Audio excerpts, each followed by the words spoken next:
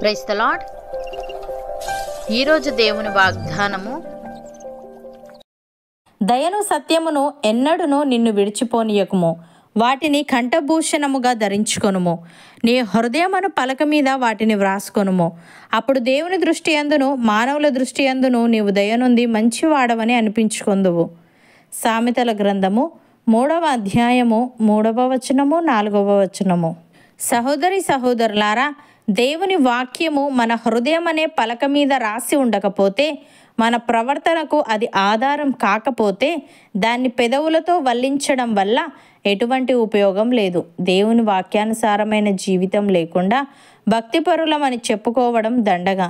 మనము దేవుని దృష్టిలో మానవుల దృష్టిలో మంచివారముగా ఉండాలంటే దయ సత్యము అనే లక్షణాలు మనలో ఉండాలి. అవి మనల్ని విడిచిపోకుండా జాగ్రత్త పడాలి. దేవుడు ఈ విధంగా అంటున్నాడు, నా కుమారుడా, నా మాటలను మనస్సున నుంచుకొనుము, నా ఆజ్ఞలను నీ యొద్ద దాచిపెట్టుకొనుము. నా ఆజ్ఞలను నీవు మనస్సున నుంచుకొని ఎడల, నీ కనుపాప వలె నా ఉపదేశము కాపాడిన ఎడల నీవు బ్రతుకుదువు. నీ వ్రేళ్లకు వాటిని కట్టుకొనుము, నీ హృదయమును పలక మీద వాటిని వ్రాసుకొనుము అని. ప్రియులారా, యెహోవా ఉత్తముడును యథార్థవంతుడునై ఉన్నాడు. కావున తన మార్గమును గూర్చి ఆయన పాపులకు ఉపదేశించును. న్యాయ విధులను బట్టి ఆయన దీనులను నడిపించును. తన మార్గమును దీనులకు నేర్పును. ఆయన చేసిన నిబంధనను, ఆయన నియమించిన శాసనములను గైకొను వారి విషయంలో యెహోవా త్రోవలన్నీ కృపా సత్యమయములై ఉన్నవి. కీర్తనకారుడు ఈ విధంగా అంటున్నాడు, నా పూర్ణ హృదయముతో నిన్ను వెతికి ఉన్నాను, నన్ను నీ ఆజ్ఞలను విడిచి తిరగనీయకుము. నీ ఎదుట నేను పాపము చేయకుండానట్లు నా హృదయములో నీ వాక్యము ఉంచుకొని ఉన్నాను. యెహోవా, నీవే స్తోత్రము నొందదగిన వాడవు. నీ కట్టడలను నాకు బోధించుము. నీ నోట నీవు సెలవిచ్చిన న్యాయవిధులన్నిటినీ నా పెదవులతో వివరించుదును. సర్వసంపదలు దొరికినట్లు నీ శాసనముల మార్గమును బట్టి నేను సంతోషించుచున్నాను అని. ప్రియులారా, జ్ఞానమునకు మీ చెవియొగ్గి హృదయపూర్వకముగా వివేచనను అభ్యసించిన ఎడల, తెలివికై మొరపెట్టిన ఎడల, వివేచనకై మనవి చేసిన ఎడల, వెండిని వెతికినట్లు దాన్ని వెతికిన ఎడల, దాచబడిన ధనమును వెతికినట్లు దాన్ని వెతికిన ఎడల, యెహోవా యందు భయభక్తులు కలిగి ఉండుట ఎట్టిదో మీరు గ్రహించెదరు. దేవుని గూర్చిన విజ్ఞానము మీకు లభించును. దావీదు భక్తుడు ఈ విధంగా అంటున్నాడు, యెహోవా క్రియలు గొప్పవి, వాటి యందు ఇష్టము గల వారందరూ వాటిని విచారించుదురు.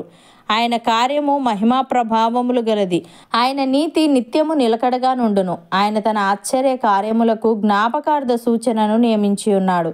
యెహోవా దయాదాక్షిణ్యపూర్ణుడు, తన యందు భయభక్తులు గల వారికి ఆయన ఆహారం ఇచ్చి ఉన్నాడు. ఆయన నిత్యము తన నిబంధన జ్ఞాపకము చేసుకొనును అని. సహోదరి సహోదరులారా, మీరు ప్రియులైన పిల్లల వలె దేవుణ్ణి పోలి నడుచుకొనుడి.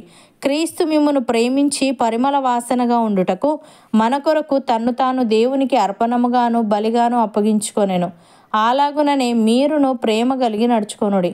మీలో జారత్వమే గాని, ఏ విధమైన అపవిత్రతయే గాని, లోభత్వమే గాని వీటి పేరైనను ఎత్తకూడదు. ఇదే పరిశుద్ధులకు తగినది.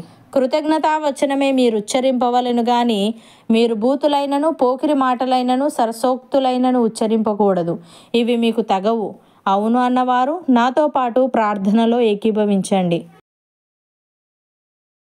పరిశుద్ధుడా, ప్రేమగల తండ్రి, దయను సత్యమును ఎన్నడూనూ మమ్మను విడిచిపోనీయకూడదని, వాటిని కంఠభూషణముగా ధరించుకోవాలని, మా హృదయమును పలక మీద వాటిని వ్రాసుకోవాలని, అప్పుడు మేము నీ దృష్టి యందును మానవుల దృష్టి యందును దయనుంది మంచివారమని అనిపించుకుందుమని తెలియజేశావు. తండ్రి, నీకు స్తుతులు. దేవా, మేము నీ మాటలను మా మనస్సున నుంచుకొని, నీ ఆజ్ఞలను మా యొద్ద దాచిపెట్టుకొని, మా కనుపాప వలె నీ ఉపదేశమును కాపాడే వారముగా ఉండుటకు సహాయము దయచేయమని, నీ నోట నీవు సెలవిచ్చిన నీ న్యాయవిధులన్నిటినీ మా పెదవులతో వివరిస్తూ, సర్వసంపదలు దొరికినట్లు నీ శాసనముల మార్గమును బట్టి మేము సంతోషించే వారముగా ఉండుటకు కృపచూపమని, మేము ప్రియులైన పిల్లల వలె నిన్ను పోలి నడుచుకునే ఆత్మీయత మాలో ప్రతి ఒక్కరికి నీ దయచేయమని యేసుక్రీస్తు నామమున ప్రార్థిస్తున్నాము తండ్రి. ఆమెన్.